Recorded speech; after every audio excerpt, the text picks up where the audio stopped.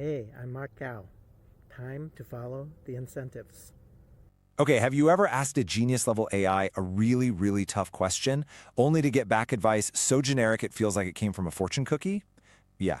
If you are tired of getting those surface-level answers, you are in exactly the right place. Today, we're going to unpack something called the von Neumann Method. It's a powerful technique that will totally change how you work with AI to find solutions you never would have thought of on your own.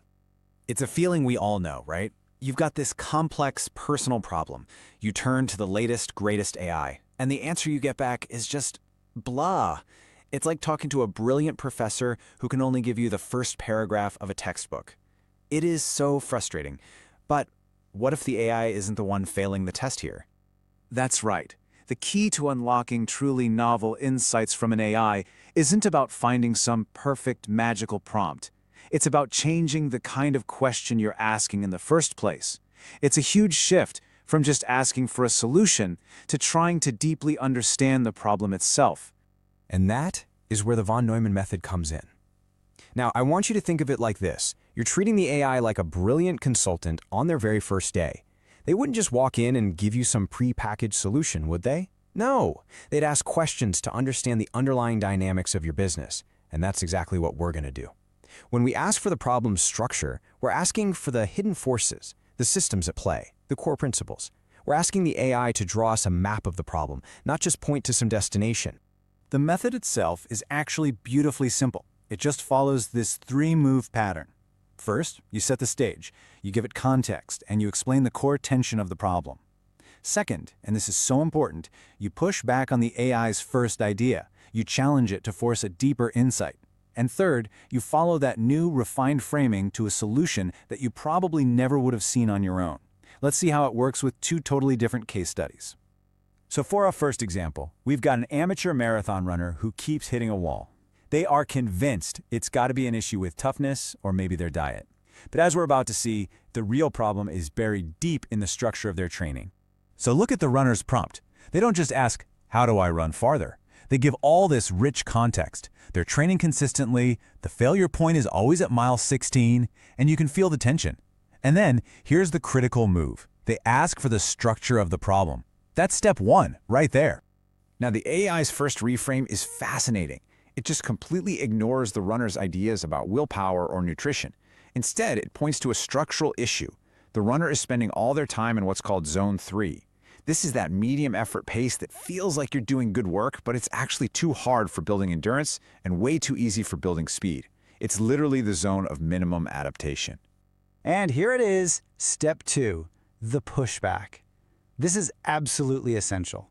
The runner challenges the AI. They say, wait a minute, that doesn't feel right. I am putting in a lot of effort, and my shorter runs are getting better.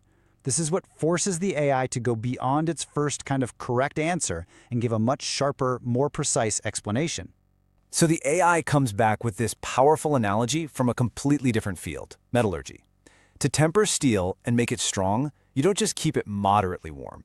You need the intense contrast of extreme heat and then controlled cooling. You see, the runner's training is all moderate heat.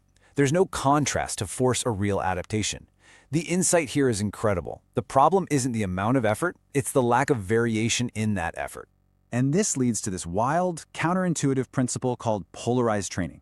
It turns out that elite athletes, runners, cyclists, skiers, all of them, they don't spend their time grinding away in that moderate zone 3.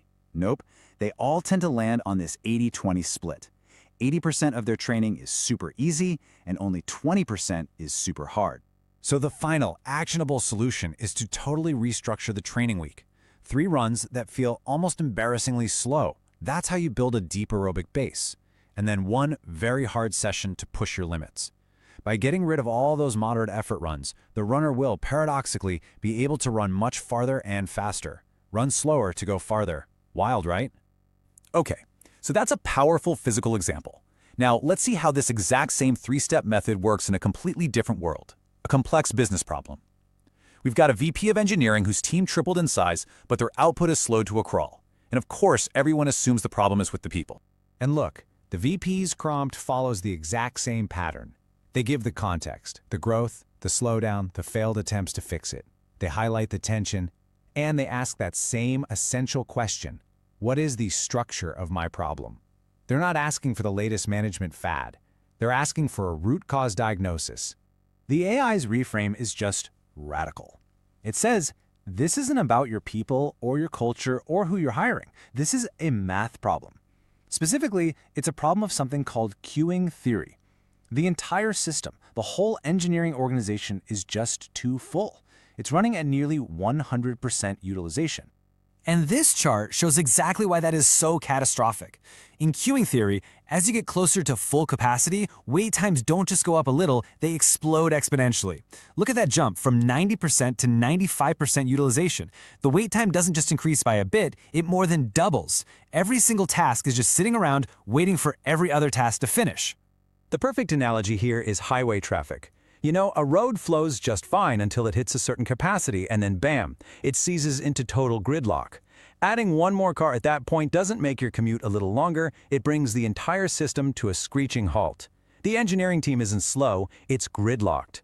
So the solution is, once again, completely counterintuitive. To go faster, they have to do less.